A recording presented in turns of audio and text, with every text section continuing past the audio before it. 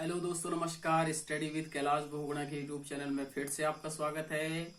दोस्तों, आज हम वैदिक काल का पाठ खंड दूसरा खंड पढ़ेंगे। इससे पहले हमने वैदिक कालीन स्रोत और उत्पत्ति के सिद्धांत अपने सामने बताए। और दोस्तों, जिन लोगों ने मेरे पूर्व के वीडियो नहीं देखे हैं वो जरूर वीडियो देखें। और क्रम वाइज मैंने वीडियो डाले हैं, और यदि आप क्रमबद्ध तरीके से वीडियो देखेंगे तो आपके नॉलेज में क्रमबद्ध तरीके से इतिहास को जानने का अवसर आपको मिलेगा। तो दोस्तों, आज वैदिक काल का दूसरा खंड हमारे पास है, जो है वैदिक कालीन भौगोलिक विस्तार। अब वैदिक काल के दो खंड हैं, तो दो खंडों का मतलब है हमें दो खंडों में से पढ़ना होगा, एक वैदिक काल और दूसरा उत्तर वैदिक काल। उसके बाद हम राजनीतिक, सामाजिक और आर्थिक पक्ष को भी देखेंगे वैदिक काल का। तो हम शुरुआत करते हैं वैदिक कालीन भौगोलिक विस्तार। आखिर वैदिक काल के लोगों को कहां से कहां तक नॉलेज थी, किन किन क्षेत्रों से परिचित थे, तो इसके बारे में हम आपको बताते हैं। वैदिक काल के लोगों को अफगानिस्तान, इसके अलावा पाकिस्तान, जम्मू कश्मीर और उत्तर प्रदेश, राजस्थान और गुजरात, इन सभी क्षेत्रों की जानकारी थी। पूर्व दिल्ली और हरियाणा के प्रदेश को भी वो जानते थे। और उत्तर वैदिक काल में ये चीजें तो थी ही, लेकिन वो बिहार तक पहुंच गए थे।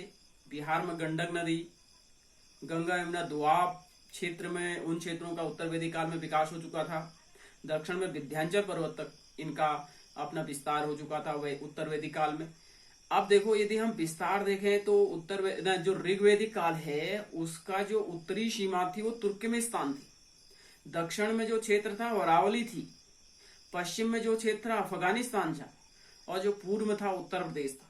जबकि उत्तर वैदिक काल में उत्तर में हिमालय, दक्षिण में विंध्याचल पर्वत और पश्चिम में अफगानिस्तान और पूर्व में गंडक नदी था।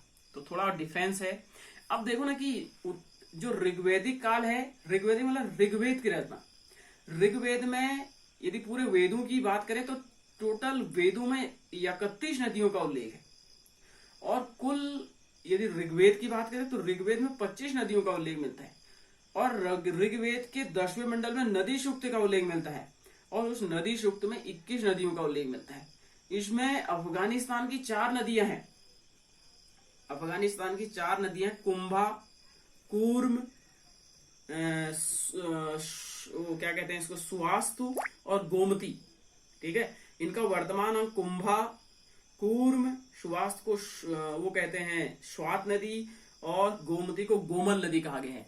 ये अफगानिस्तान की 4 नदियों का उल्लेख ऋग्वेद में मिलता है। इससे पता चलता है, ये एक सार्थक पक्ष है कि हम कैसे मान लें, तर्क दे सकते हैं हम अफगानिस्तान के बारे में। ऋग्वेद के लोगों को जानकारी थी, तो इस ऋग्वेद में 4 नदियों का उल्लेख, अफगानिस्तान की 4 नदियों का उल्लेख मिलता है। इससे पता चलता है कि सिंधु घाटी वैदिक कालीन लोगों को अफगानिस्तान का ज्ञान था। ठीक है, अब बात होती है कि जो सप्त सिंधु प्रदेश है, सप्त सिंधु प्रदेश में 7 नदियां, मैंने आपको सिंधु घाटी शब्दों में बताया था। इन 7 नदियों की जानकारी भी वैदिक कालीन लोगों को थी। सप्त सिंधु में सिंधु, जिसको सिंध कहा गया। दूसरा झेलम, उसे बितस्ता कहा गया। मिलान के लिए आता है कि झेलम का प्राचीन नाम बितस्ता, चिनाव का अश्कनी, रावी का परुषणी जिसमें 10 राज युद्ध हुआ था, याद रखना है आपको। और सतलज को शतुद्री नदी शतुज कहा गया, उसका वर्तमान नाम। अब देखो कि ऋग्वेद काल में जो आपके पश्चिमी क्षेत्र की जानकारी ऋग्वेद के काल लोगों को थी, खासकर गंगा यमुना दोआब के लोगों को। इसलिए थी, हम तर्क दे रहे हैं कि गंगा का प्रयोग ऋग्वेद में 1 बार, यमुना का प्रयोग 3 बार हुआ है। ये प्रश्न आया है कि ऋग्वेद काल में गंगा का प्रयोग कितनी बार हुआ है, तो 1 बार। यमुना का प्रयोग कितना हुआ, 3 बार। तो इससे पता चलता है कि वैदिक कालीन लोगों को गंगा यमुना दोआब के क्षेत्र का ज्ञान था, जिसे ब्रह्मर्षि प्रदेश कहा गया। मैंने आपको उत्पत्ति के सिद्धांत में इसको बताया है। ठीक है, अब आता है कि ऋग्वेद में सर्वाधिक उल्लेख किसका है, तो दोस्तों ऋग्वेद में सर्वाधिक उल्लेख सिंधु नदी का है। इस प्रश्न को जरूर ध्यान में रखें कि ऋग्वेद में सर्वाधिक उल्लेख किस नदी का हुआ है, तो सिंधु नदी का। सर्वाधिक पवित्र नदी किसे माना गया है? तो सरस्वती नदी को माना गया है। सरस्वती नदी को देवी तमा, नदी तमा, क्या क्या उपनाम है सरस्वती नदी के? देवी तमा, इसके अलावा नदी तमा, वाणी और संगीत की देवी, नदियों में अग्रवती, तीव्र बुद्धि देने वाली नदी, ये सरस्वती नदी को कहा गया है, जिसका वर्तमान नाम घग्गर है, जो राजस्थान में बहती थी, आज विलुप्त हो चुकी है। आप ऋग्वेद के लोगों को पूर्वी क्षेत्र का ज्ञान नहीं था, सिर्फ पश्चिमी क्षेत्र का ज्ञान था। ठीक है, पश्चिमी क्षेत्र में जैसे मुजवंत पर्वत में आप जानते हैं कि सोम रस जो निकलता था 9वें मंडल में, ऋग्वेद के 9वें मंडल में सोम रस का उल्लेख हुआ है, ये मैंने आपको बताया है। ये जो मुजवंत पर्वत है अफगानिस्तान में, वहां से सोम रस निकलता था, और इस सोम रस का पान इंद्र देवता करते थे, और इंद्र देवता जब सोम रस का पान करते थे तो उन्हें शुमाफा कहा गया। ये प्रश्न आया कि शुमाफा किसे कहते हैं? तो इंद्र देवता को शुमाफा। और ऋग्वेद काल के लोगों को मरुस्थल का ज्ञान भी था। मरुस्थल को उस समय धनु कहा गया। धनु शब्द आ जाएगा। धनु क्या था ऋग्वेद काल में? तो मरुस्थल कहा गया। ऋग्वेद काल के लोगों को समुद्र का ज्ञान भी था, उसे परावत कहा गया। समुद्र के बारे में उन्होंने चर्चा की है। इसके बाद हम उत्तर वैदिक कालीन भौगोलिक विस्तार के बारे में चर्चा करते हैं। ऋग्वेद काल में राजा, थोड़ा बहुत बता देता हूं, राजनीतिक क्षेत्र में इसको पढ़ेंगे। जो राजा होता था वो सिर्फ वंशानुगत होता था। उसका जो कार्य होता था अपनी जन का सेवक माना जाता था। उस समय कोई ऐसी मतलब विजय नहीं थी कि वो राजनीति के लिए लड़े। सिर्फ गायों की रक्षा करना, अपने पशुधन की रक्षा करना, अपने जन की रक्षा करना उसका उद्देश्य होता था।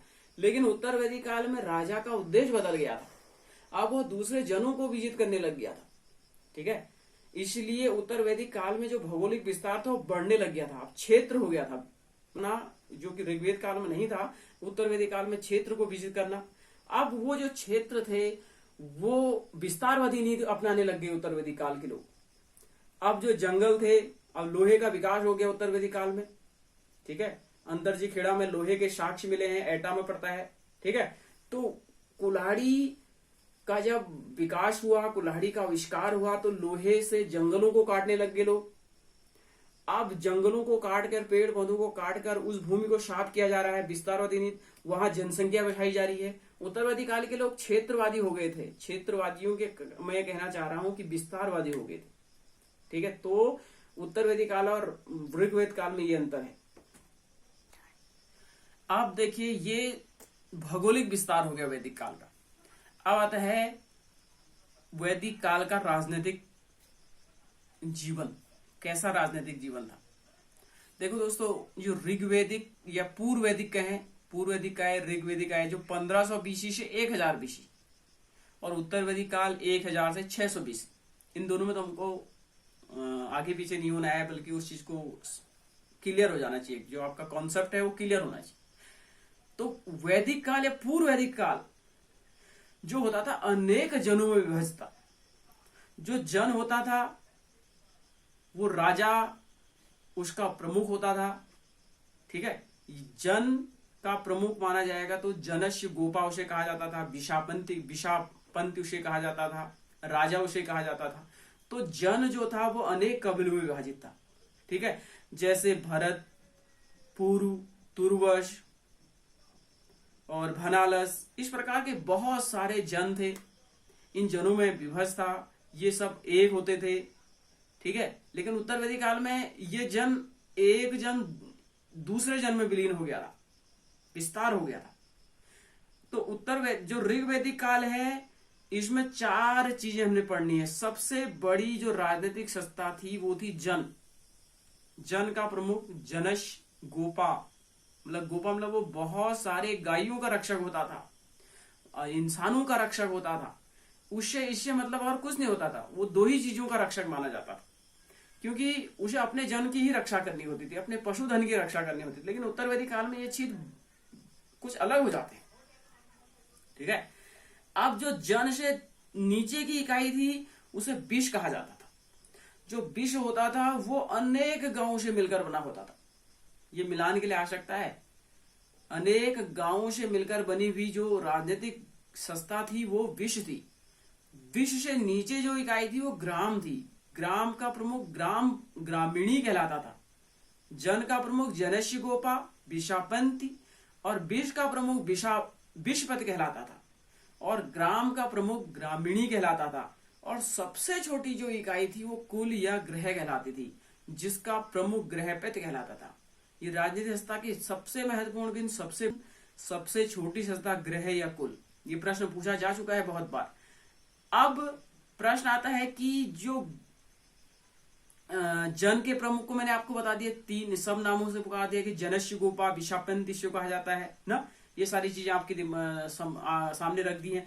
अब बात आती है कि ऋग्वेद जन का प्रयोग कितनी बार हुआ है? 275 बार हुआ है, बहुत बार ये प्रश्न आया है। विष का प्रयोग 170 बार हुआ है, और ग्राम का प्रयोग 13 बार हुआ है। जन का 275, विष का 170, ग्राम का 13 बार ऋग्वेद में उल्लेख मिलता है। ठीक है। अब वैसे मैं कार्य तो बता चुका हूं। जनस्य गोपा के कार्य क्या थे? कबीले की सुरक्षा करना। जो जनस्य गोपा मतलब राजा के जो कार्य होते थे ऋग्वेद काल में, ये अपने कबीले की रक्षा करना, अपने पशुधन की रक्षा करना ना, अपने मतलब उस समय क्षेत्र आधारित नहीं था ना, लोगों का जो समूह था वो क्षेत्र आधारित ना, सिर्फ 2 ही चीजें थी। अब देखो, ऋग्वेद में सबसे बड़ी संस्था जन, विष, ग्राम और कुल। उत्तर वैदिक काल में सबसे बड़ी संस्था जनपद कहलाई।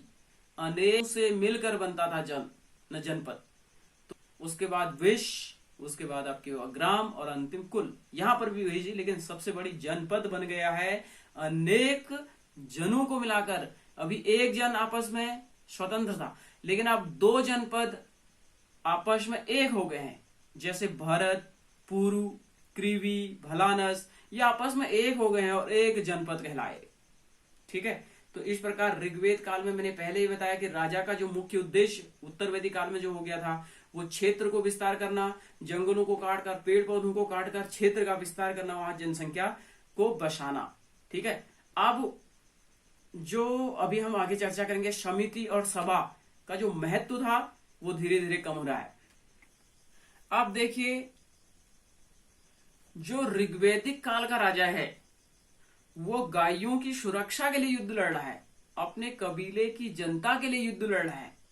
लेकिन जो उत्तर वैदिक काल का राजा है वो किसी क्षेत्र के लिए युद्ध लड़ रहा है, किसी कबीले को पराजित करने के लिए युद्ध लड़ रहा है ना, मतलब क्षेत्रीय राज्यों का उदय हो रहा है, कहने का तात्पर्य। इसलिए उत्तर वैदिक काल के राजा को भूपति कहा जाने लग गया है। किस काल के राजा को भूपति कहा जाने लगा है? तो उत्तर वैदिक काल के राजा को भूपति कहा गया है। मतलब इस काल में राजा का महत्व बढ़ गया है। अब राजा को जो सहयोग देने वाले लोग हैं वो पहला ऋग्वेद काल में पुरोहित का महत्व है, लेकिन उत्तर वैदिक काल में सेनानी का महत्व हो गया है। ठीक है। पुरोहित जो होता था वो राजा की मदद के लिए, अच्छा मार्गदर्शक के लिए, जब राजा युद्ध में जाता था उसकी विजय की कामना करने के लिए। ठीक है। ये सारी चीजें उसमें होती थी। जो सेनानी होता था ऋग्वेद काल में वो कोई नियमित सेना नहीं थी, मतलब ऋग्वेद काल में कोई नियमित सेना नहीं थी, ना ही उत्तर वैदिक काल में थी। ना उत्तर वैदिक काल में नियमित सेना थी, ना ही वैदिक काल में नियमित सेना थी। लेकिन जब कभी युद्ध होता था तो उन व्यक्तियों को जो गांव में योग्य हैं, जो युद्ध कर सकते हैं, उन्हें पकड़ लिया जाता था और वो राजा की सहायता करते थे। और ऐसी अनियमित सेना को मलेशिया कहा गया है। मलेशिया नहीं, मिलेशिया कहा गया है। अनियमित या सेना को ऋग्वेद या उत्तर वैदिक काल में क्या कहा गया है? तो मिलेशिया कहा गया है। जो नियमित नहीं होती थी, वो ऋग्वेद काल में हो या उत्तर वैदिक काल में, दोनों में अनियमित सेना थी या हम कहें नियमित सेना नहीं थी। तो यहाँ पुरोहित का कार्य मैंने बताया, दूसरा सेनानी का कार्य बताया, ग्रामीणी जो ग्राम का प्रमुख होता था। ठीक है। दूत राजा का, जो राजा का सारथी होता था, जो रथ को बनाता था ना। इसके अलावा रथकार, ये मैंने आपको बताया। उसका स्पर्श होता था, गुप्तचर को कहा जाता था। ये प्रश्न आया है कि स्पर्श किसे कहेंगे, तो गुप्तचर को कहा जाता था ऋग्वेद काल में या उत्तर वैदिक काल में ना। ये सारी चीजें ऋग्वेद में भी है, उत्तर वैदिक काल में भी है। उसके बाद आता है व्राजपत आता है। व्राजपत चरागाह का प्रमुख होता था। ये आपको किताबों में मिल जाएंगी। वाजप्रत क्या होता था? तो चरागाह का प्रमुख होता था। उसके बाद आता है उग्र, बहुत इंपॉर्टेंट है। उग्र किसे कहते थे? पुलिस व्यवस्था का संचालन करने वाला। ऋग्वेद और उत्तरवेदी काल में दोनों यही करता था। ठीक है।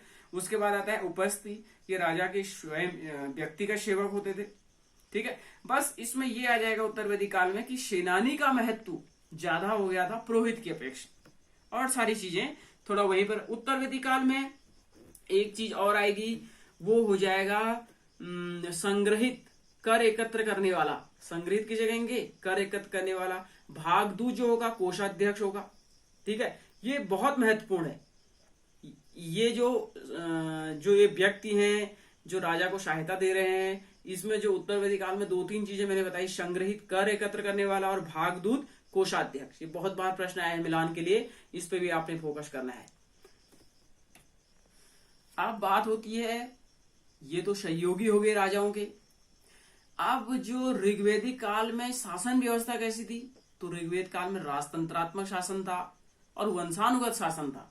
मतलब जैसे किसी राजा की मृत्यु के बाद उसका पुत्र राजा बनेगा, वंशानुगत शासन था। ठीक है। वंशानुगत शासन के साथ साथ जो राजा को नियंत्रित करते थे सभा और समिति। सभा और समिति उस समय बहुत महत्वपूर्ण 2 संस्थाएं थी जो राजा को नियंत्रित करते। जो सभा थी वो राजा की व्यक्तिगत सेना होती, व्यक्तिगत लोग उसमें होते थे सभा में। इसे वर्तमान का राज्यसभा कह सकते हैं ना।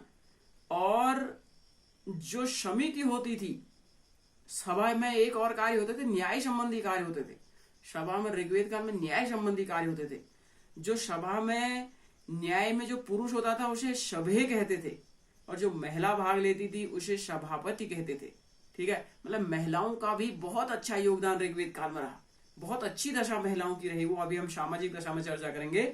तो ऋग्वेद में सभे किसे कहेंगे? पुरुष को, जो न्याय में भाग ले रहा है। सभापति, सभावती जो कहेंगे वो महिला को कहेंगे। ठीक है। इसके अलावा जो समिति होती थी वो राजा का निर्वाचन करती थी, राजा का चुनाव करती थी समिति। ठीक है। तो समिति जनमानस की समिति थी, मतलब जनता की समिति थी, जन लोगों की समिति थी। ठीक है। समिति क्या थी? जो राजा का निर्वाचन करती थी, राजा पर नियंत्रण रखती थी ना। बहुत इंपॉर्टेंट है। जो समिति का अध्यक्ष होता था उसे ईशान कहा जाता था। सभा के अध्यक्ष को क्या कहते थे? ईशान कहा जाता था। वेरी इंपॉर्टेंट है। ठीक है। ऋग्वेद काल में राजतंत्रात्मक तो था, लेकिन ऋग्वेद में कहीं पर गणतंत्रात्मक शब्द का भी उल्लेख मिलता है। 46 बार गणतंत्रात्मक शब्द का उल्लेख मिलता है। इससे पता चलता है कि उस समय गणतंत्रात्मक शासन भी रहा होगा। ठीक है। ये बहुत महत्वपूर्ण है। देखो, ऋग्वेद काल में कबीले आर्य और अनार्य में विभाजित हो गए थे। ठीक है। कबीले आर्य और अनार्य में विभाजित हो गए थे, तभी 10 राज युद्ध हुआ था। जानते हो 10 राज युद्ध के कारण क्या थे? 10 राज युद्ध 7वें मंडल में तो उल्लेख मिलता है, लेकिन कारण ये थे कि जो सुदास थे उन्होंने अपने जो पुरोहित था विश्वामित्र को हटा दिया था और उनकी जगह वशिष्ठ को बना दिया था। इससे विश्वामित्र नाराज हो गए। उन्होंने 10 राज का एक संघ बना दिया और सुदास को पराजित करने के लिए 5 आर्य और 5 अनार्य को इकट्ठा कर दिया। और जब 10 राज युद्ध हुआ परशुनी नदी पर, तो राजा सुदास ने 10 आर्य और 10 अनार्यों को पराजित कर दिया ना। ये बहुत महत्वपूर्ण युद्ध था। ये बहुत बार प्रश्न पूछा जा चुका है कि ये युद्ध कब हुआ और कैसे हुआ। ठीक है। अब ऋग्वेद काल में जो कर व्यवस्था थी वो नियमित नहीं थी, लोग स्वेच्छा से कर देते थे, जिसे बलि कहा जाता था। उत्तरवेदी काल में नियमित कर व्यवस्था थी, जिसे बलि कहते थे। लेकिन यदि ऋग्वेद काल में आएगा तो स्वैच्छिक कर था बलि कर, जो 1/6 भाग होता था। हम कहते 16वां भाग ना, 1/6 भाग, जिसे जो लूट का माल होता था उसे लोलन कहा जाता था। और ये लूट का माल भी समिति द्वारा दिया जाता था ना।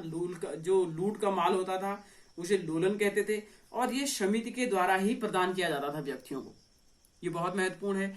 उस समय मैंने आपको समितियां बताई, सभा, समिति, विधत। विधत सबसे प्राचीन संस्था थी। गण और परिषद, ये 5 प्रकार की संस्थाएं हैं जो राजा को सपोर्ट करती थी, राजा का सहयोग करती थी।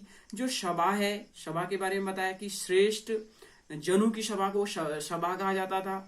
पुरुष सदस्य को सभे मैंने बताया, महिला को सभावती बताया ना। यहाँ पर न्यायालय के कार्य होते थे ना।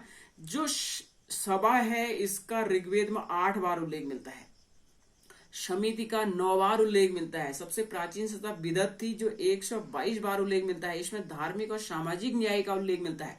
सामाजिक और धार्मिक जो भी कोई निर्णय लेने होते थे वो विदत करती थी, ठीक है।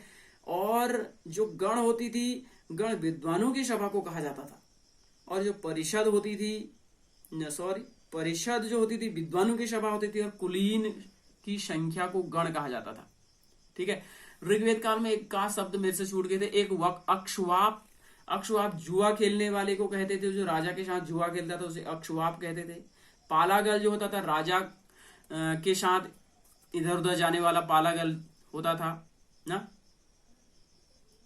और जो गोवी कीर्तन होता था, राजा में शिकार में मदद करने वाला गोवी कीर्तन कहलाता था।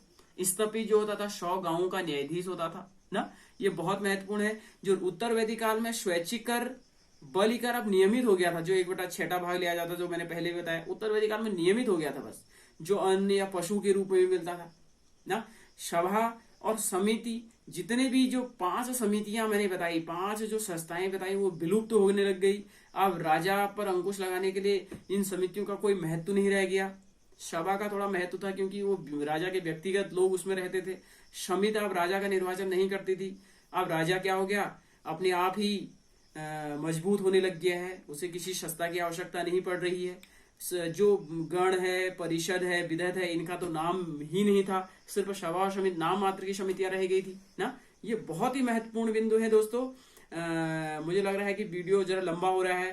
कल हम जो पढ़ने वाले हैं वो वैदिककालीन सामाजिक दशा, वैदिककालीन आर्थिक दशा ना। ये बहुत ही महत्वपूर्ण है। यहाँ से प्रश्न जो भी मैंने आपको बताया है उस पर जरा फोकस करें। जिन लोगों ने मेरे पूर्व के वीडियो नहीं देखे वो वीडियो देखें, उनमें बहुत सारी जो पेपरों में आने वाले चीजें होती हैं वो उसमें हैं। और कोई और चीजें आपने कुछ बतानी है तो कमेंट्स बॉक्स में जरूर लिखें। और कल वैदिक काल का अंतिम वीडियो होगा, सामाजिक और आर्थिक दशा, उस पर हम फोकस करेंगे। तब तक के लिए इजाजत दीजिए। धन्यवाद, नमस्कार।